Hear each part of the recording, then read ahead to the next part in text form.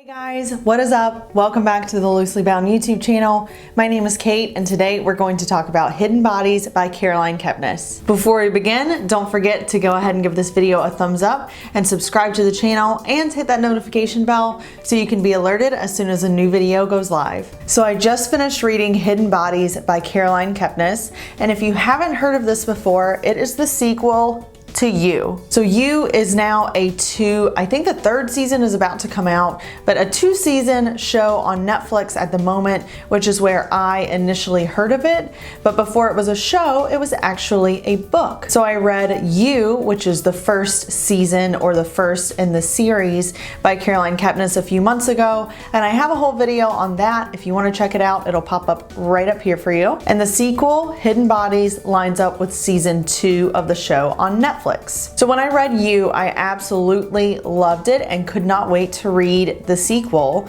But before I read the sequel, I watched season 2 on Netflix, and I was really worried that I would be bored reading it because I was scared that the storyline would be too similar and I would already know exactly what was going to happen. And while there are definitely some major points that line up with the series in the book was so different, but both in a totally good way. So I loved season 2 of You, and I loved the Hidden Bodies sequel if you're reading the book series. What I loved about reading it after watching the show is they have all of the same characters, but the events that happen with these characters are so different, but also very in line with how the show was. So it was a really cool experience to kind of see these characters from the show in a new light with different events happening to them. And I just thought it was really interesting. I was so hooked the entire time I was reading Hidden Bodies. Hidden Bodies starts off with Joe dating a girl after he has broken up with Beck. By the way, this is going to be as spoiler-free as possible, so hopefully I don't ruin anything for you guys. So after Joe and Beck are no longer an item, Joe starts dating a girl named Amy Adam. They end up having a falling out and she moves to Los Angeles.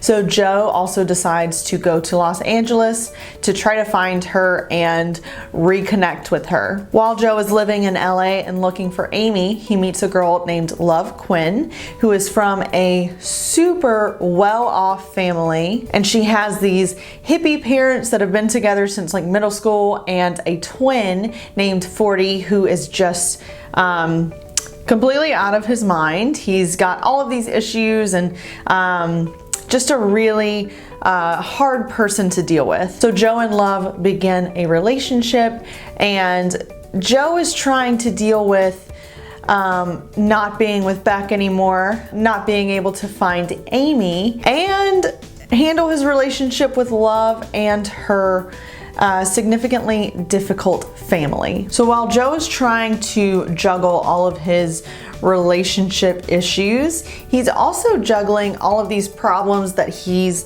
created for himself with his past hobbies, and things that Joe has done in the past keep coming back to haunt him in new ways. For example, there's a police officer that won't really get off of his back. There's something that he left in Peach's house in the first book, You, that just is living in the back of his mind because he knows it's there and he needs to get it back. Again, I'm trying not to give too much away if you guys haven't read either of these, but if you have, you probably know what I'm talking about. But all of these little things just keep coming up and getting in the way of Joe just being able to have what he's always wanted, which is true love and a good girl that he doesn't have to check up on or protect or anything like that. But with all of these different things arising, Joe is constantly being pulled in 2 million different directions because he has to cover his tracks with this one thing, but then he has to show up for this event with Love, but then this other thing comes up or this person starts looking for him, and it's just a total whirlwind of all of these things coming together. One of my favorite things about the way Caroline Kepnes writes these stories is because they're being told from Joe's point of view, just the way he speaks is so creepy because you're just totally in his head and you feel kind of like crazy while you're reading it because it's from his perspective. But one of the things that you had that Hidden Bodies did not have was the way that his narrative was directed. So in You, Joe is speaking directly to Beck the entire time, and Beck doesn't know that he's speaking to her. So for example, in You, Joe will say something like, I have to protect you. Don't you know I'm doing all of this for you? Yada, yada, yada.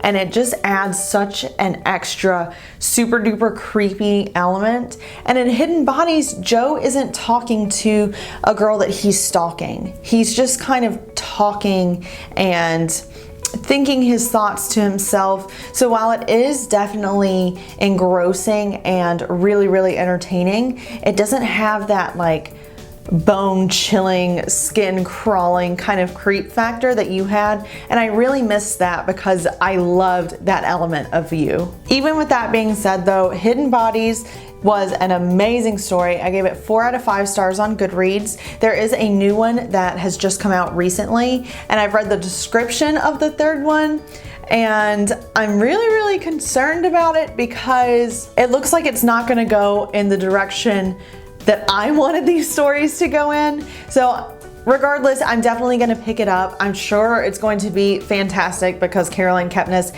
is an amazing author, and I'm just really, really excited to read it. If you have read You or Hidden Bodies, leave a comment down below and let me know if you've enjoyed them as much as I have.